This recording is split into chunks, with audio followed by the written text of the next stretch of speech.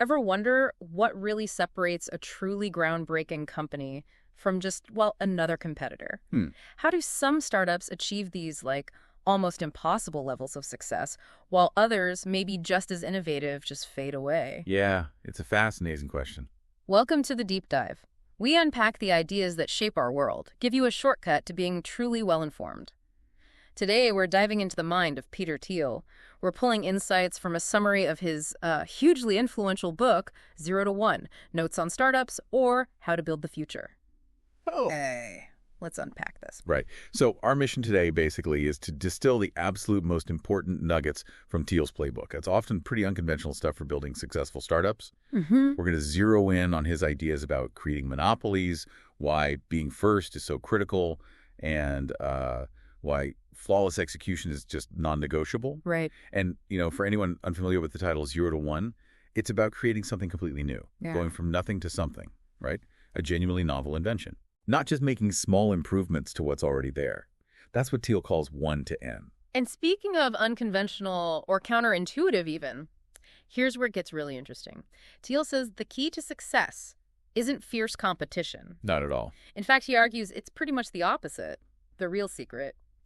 Creating a unique monopoly. That sounds like a total paradox, doesn't it? It does, on the surface. So let's dive right into that central thesis. Thiel makes this bold claim. True success for a startup comes from building a monopoly.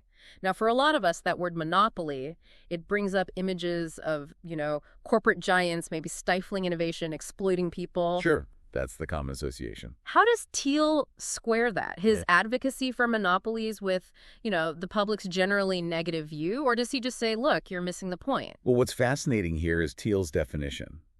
His idea of a monopoly isn't about being some ruthless giant, really. Right. He defines it as a company that has such a unique advantage, it basically makes genuine competition incredibly difficult, maybe even irrelevant.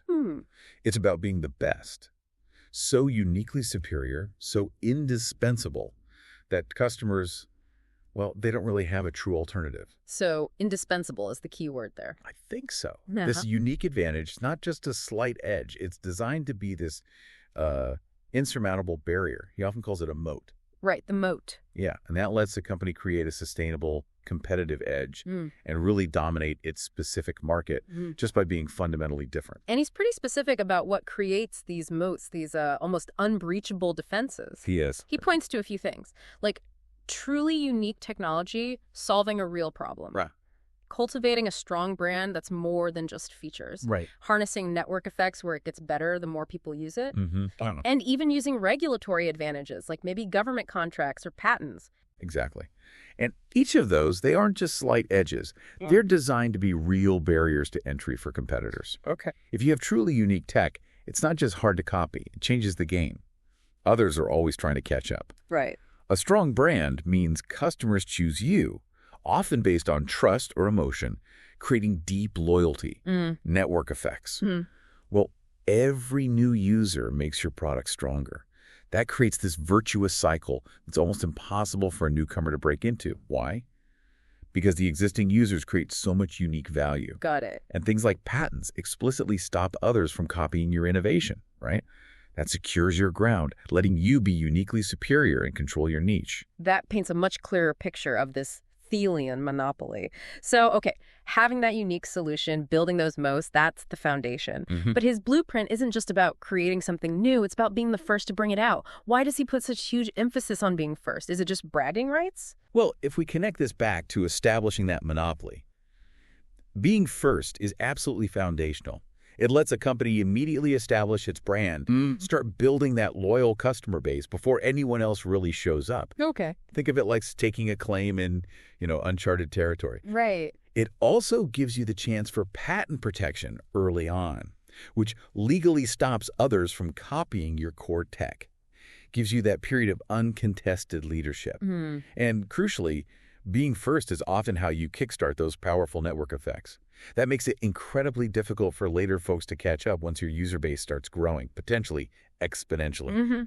Thiel really believes true competitive advantage comes from this defensibility, not just being first with something novel, but first with something defensibly unique. So claim the territory, then immediately build the walls. Don't just hope no one follows. Pretty much, yeah.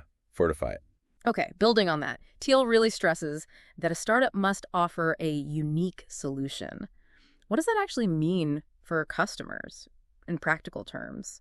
How does a startup know if their solution is like unique enough to be a 0 to 1 thing? Right. So a unique solution, in Thiel's view, isn't just different for difference's sake. Oh. It absolutely has to solve a real problem people have. Yeah. And it needs to be demonstrably better than existing alternatives. Not just marginally, but significantly better. Significantly better. Yeah. And it needs to provide a significant advantage to customers, something that makes them think, wow, why didn't anyone do this before? Mm. And this can happen a few ways. True innovation, creating totally new products or services.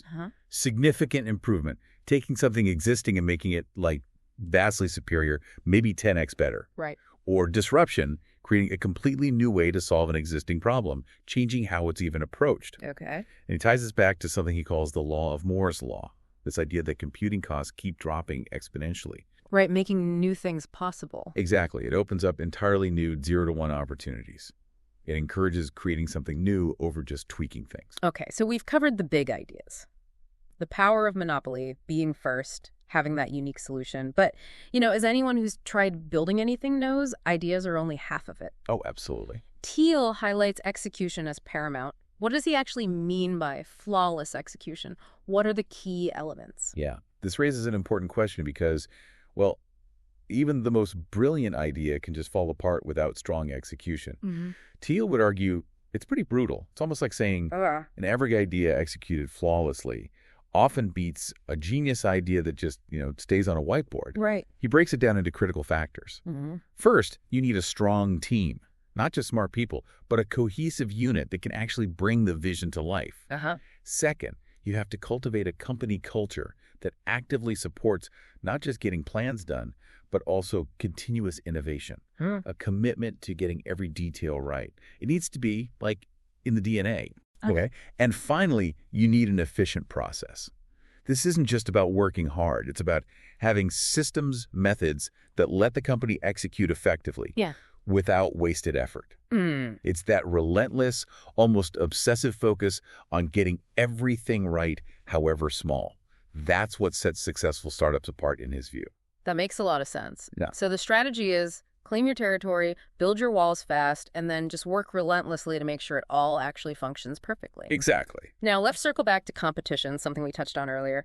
Thiel has this nuanced view. He says it's not always bad, but it can be a huge obstacle to building that monopoly. Right. So how does a company differentiate itself enough to move beyond direct competition into its own kind of unique space? Well, traditional competition often forces companies into battles over price, quality, maybe brand. Yeah. It leads to what Thiel calls a dog-eat-dog world, where everyone's fighting over the same scraps.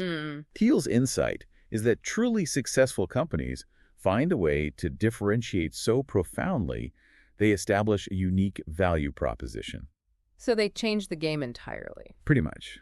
Instead of entering an existing market and going head-to-head, they essentially create a new market, or maybe a distinct category within one, where they're the only one providing that specific unique value. Okay. That makes direct competition less relevant, because you're not just better, you're uniquely indispensable.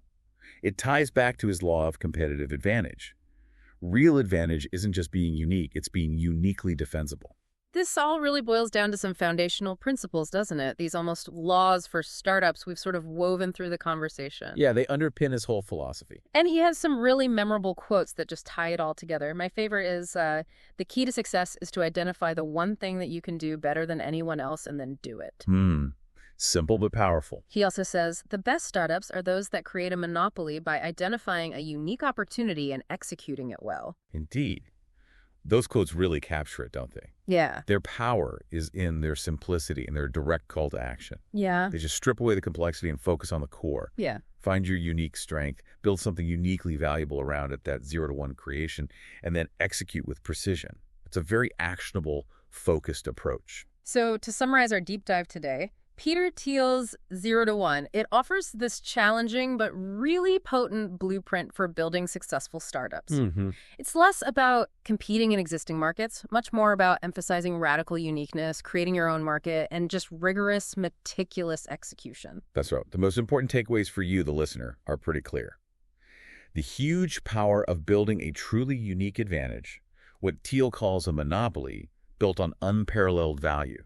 The big benefits you get from being first to market and securing that ground. Right. The absolute necessity of offering a unique solution that solves a real problem in a completely new way. And finally, the non-negotiable importance of flawless execution. Every single step. So what does all this mean for you? You might not be building the next tech unicorn, right? But these principles, they seem to go way beyond just the startup world. Precisely. Think about Thiel's insistence on identifying the one thing that you can do better than anyone else. How might you apply that principle to what you're doing? Maybe it's a personal project or a career move or even just a new skill you're trying to develop. How can focusing on your unique strengths and executing really well on them lead to your own kind of sustainable success, even if it's not a startup? That's a great thought to leave you all with. Thank you for joining us for this deep dive.